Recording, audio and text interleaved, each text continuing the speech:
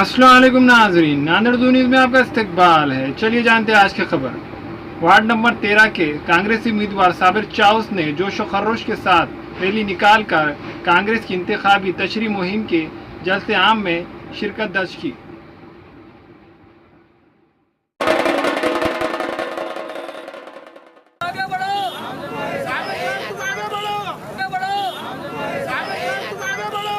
जोश व खरोश के साथ रैली निकालकर कांग्रेस के इंतखाबी तशरी मुहिम के जलसे आम में शिरकत दर्ज की। आज सुबह चौपाले में कांग्रेस के इंतखाबी तशरी मुहिम के ज़िमन में अशोक राव चौहान की सदारत में जलसे आम मुनक़्क़द किया गया था।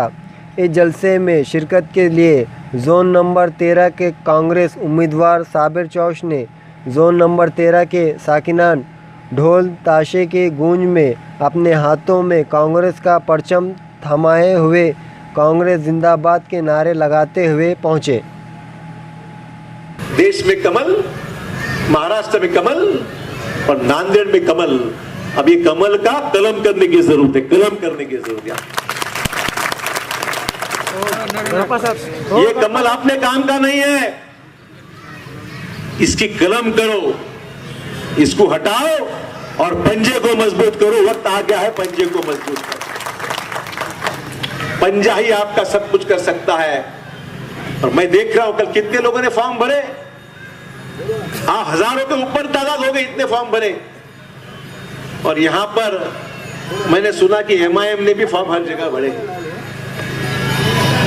हिंदी चीनी भाई भाई और भाजपा एमआईएम भाई भाई, यही चल रहा है। ये सब आपस में मिले हुए हैं। तुम लोगों के वोट काटो, हम तुमको हैदराबाद में मदद करते हैं। आंध्र में हमारा कुछ नहीं है, आंध्र में हम तुमको मदद करेंगे। भाजपा वाले एमआईएम को बोलते हैं आंध्र में मदद करेंगे। और ओवैसी जी बोलते हैं फिक्र मत करो, हम मुसलमानों के वोट काट देंगे और भाजपा को मदद करेंगे। ये इनकी भाईचारा है। मैं समझता हूं आप तो बेहतर समझ गए होंगे, मेरे से ज्यादा आप समझ गए होंगे क्या चल रहा है। और मैंने सुना कोई सिलाई मशीन भी आ गई है मार्केट में। सिलाने की जरूरत तब पड़ती है, सिलाने की जरूरत तब पड़ती है फटने के बाद। अब किसका क्या फटा मैं नहीं बोल सकता। और मुझे बताओ इनका नेता कौन है? भाजपा का नेता कौन है भाई? पूछो जरा, भाजपा में इनका नेता कौन है? बाहर का आदमी इनकी पार्टी चला रहा है, इनका नेता ही कोई नहीं है। ये तो 10 पार्टी से लोग इधर उधर जाके उसमें शामिल हो गए।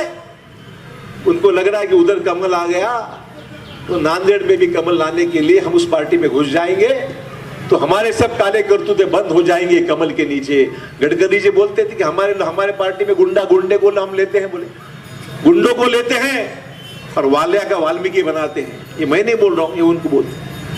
मतलब आप भाजपा में जो जो गए हैं उनका नेतृत्व कौन कर रहा है ये समझने की बात है। उनके पास कोई नेता नहीं, नांदेड़ के विकास के लिए कोई कार्यक्रम नहीं।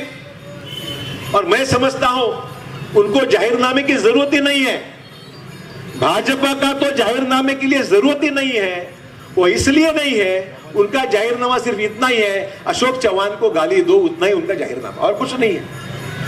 पर मैं आपको दावा के साथ कह सकता हूं, मैं उनसे कहूंगा कि सबसे ज्यादा गालियां मेरे को दो। जितनी मेरे को गालियां ज्यादा उतने मेरे को वोट ज्यादा। ये समझिए आज का समीकरण नांदेड़ के लोगों का है। किसी ने कितनी भी गालियां दी, उस गालियों को लोगों ने, नांदेड़ के लोगों ने कभी अपनाया नहीं।